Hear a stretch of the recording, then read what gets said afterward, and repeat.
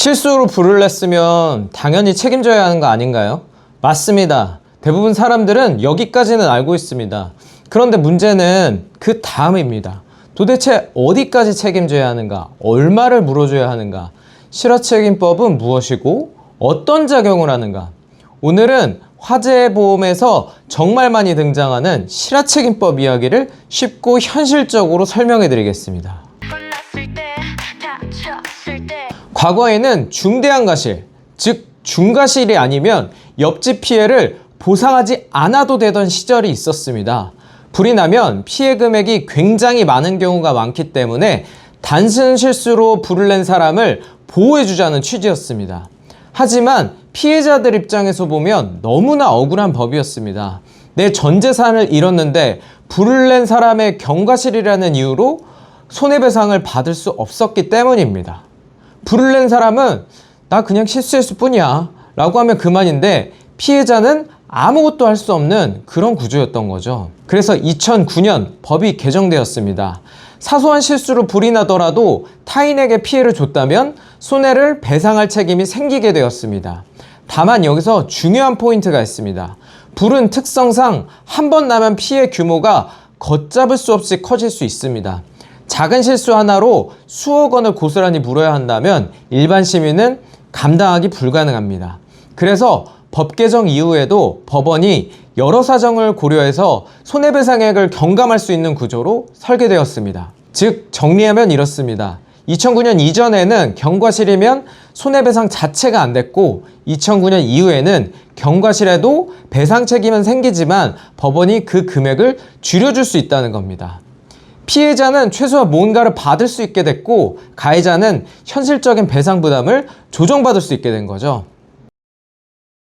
그렇다면 경과실, 중과실 어떻게 구분할까요? 이게 굉장히 중요합니다. 이 구분에 따라 가해자가 받는 처우가 완전히 달라지기 때문입니다. 경과실은 조금만 주의했으면 막을 수 있었던 실수입니다. 가스불을 켜놓고 잠깐 자리를 비우다 불이 난 경우, 촛불을 켜두고 잠든 경우, 담배꽁초를 미처 완전히 끄지 못한 경우, 이런 게 여기에 해당합니다. 누구나 살다 보면 한 번쯤 할 수 있는 실수들이죠. 중과실은 웬만한 사람이라면 절대 하지 않을 심각한 부주의입니다. 인화성 물질 바로 옆에서 불꽃 작업을 한 경우, 소방 규정을 뻔히 알면서 반복적으로 무시한 경우, 이미 불씨가 살아있다는 걸 알면서도 방치한 경우 등에 해당됩니다. 일상배상 책임과 비교했을 때 실화책임법의 가장 큰 특징이 여기서 나옵니다. 경과실이 인정되면 법원이 실제 손해과는 다르게 더 낮은 금액으로 배상액을 정할 수 있습니다. 하지만 중과실이 인정되면 실화책임법의 보호를 받지 못하고 일반 민법에 따라 전액배상 책임을 질 수 있습니다. 먼저 가해자 입장에서 좀 더 구체적으로 살펴보겠습니다. 경과실이 인정됐다면 법원은 다음 요소들을 종합적으로 보고 배상액을 조정합니다. 첫째, 화재 발생 원인과 경위입니다. 얼마나 부주의했는가, 그 실수가 어느 정도 수준이었는가를 봅니다. 둘째, 피해 확산 경위입니다. 불이 어떻게 번졌는가, 내가 통제할 수 있었는가를 따집니다. 셋째, 피해자의 과실입니다.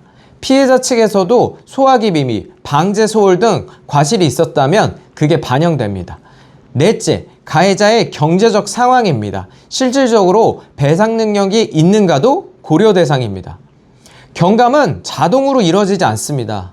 적극적으로 주장하고 입증해야 합니다. 혼자 대응하다가 경감 주장을 제대로 못해서 전액에 가까운 배상 판결을 받는 경우도 실제로 있습니다.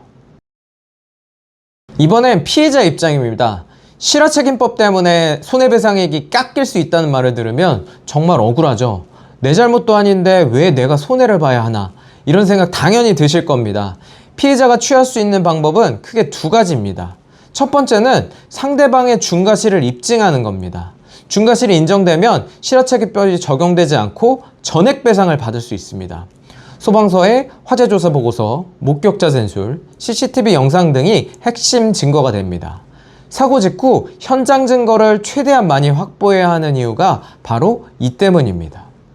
두 번째는 내 화재보험을 활용하는 겁니다. 상대방 배상과 별개로 내가 가입한 화재보험으로 내 피해를 먼저 보상받을 수 있습니다. 당연히 여기는 경감이 없습니다. 내 보험으로 먼저 보상받고 이후 보험사가 상대방에게 구상권을 행사하는 방식이 훨씬 빠르고 실질적입니다. 그리고 보험사가 제시하는 보험금이 전부라고 생각하시면 안 됩니다. 피해 금액이 제대로 산정됐는지 누락된 항목은 없는지 반드시 검토해 봐야 합니다. 화재 사고에서 보험은 가해자, 피해자 양쪽 모두에게 핵심적인 역할을 합니다. 가해자라면 화재배상 책임 항목을 확인하세요. 내 부주의로 남에게 피해를 입혔을 때 보험사가 대신 배상해주는 구조입니다. 이 항목이 있다면 갑작스러운 억대 배상 부담에서 벗어날 수 있습니다. 특히 다중이용업소, 특수건물 등은 법적으로 의무 가입 대상이기도 합니다. 혹시 이런 사업을 하고 계신 분이라면 꼭 한번 확인해 보세요. 피해자라면 본인의 건물, 시설, 직기비품, 가재도구, 재고자산 등의 항목이 있는지 확인하세요. 화재보험은 상대방 과실 여부와 무관하게 내 피해를 보상해주는 보험입니다. 가입이 안 돼 있다면 이번 기회에 반드시 검토해 보시길 권해드립니다. 오늘의 핵심 요약. 첫째, 사소한 실수로 불을 내도 배상 책임을 피할 수 없다. 둘째, 하지만 가해자의 경우 상황에 따라 배상액이 경감될 수 있으니 대응이 중요하다. 셋째, 피해자라면 내 보험을 먼저 활용해라. 화재는 누구의 잘못이든 우리 모두의 삶을 무너뜨리는 무서운 사고입니다. 하지만 미리 알고 대비한다면 경제적 파산만은 막을 수 있습니다. 혹시 지금 화재 보상 문제로 보험사와 갈등을 겪고 계시다면 혼자 고민하지 마시고 상담 요청해 주세요. 여러분의 권리를 지켜드리겠습니다. 지금까지 이동원 손해사정사였습니다. 혼났을 때, 다쳤을 때 고민하지 마세요. 다 손해사정이 있잖아요. 새 시작합니다. 불이 났다면 당황하지 마세요. 보험 처리 걱정하지 마세요.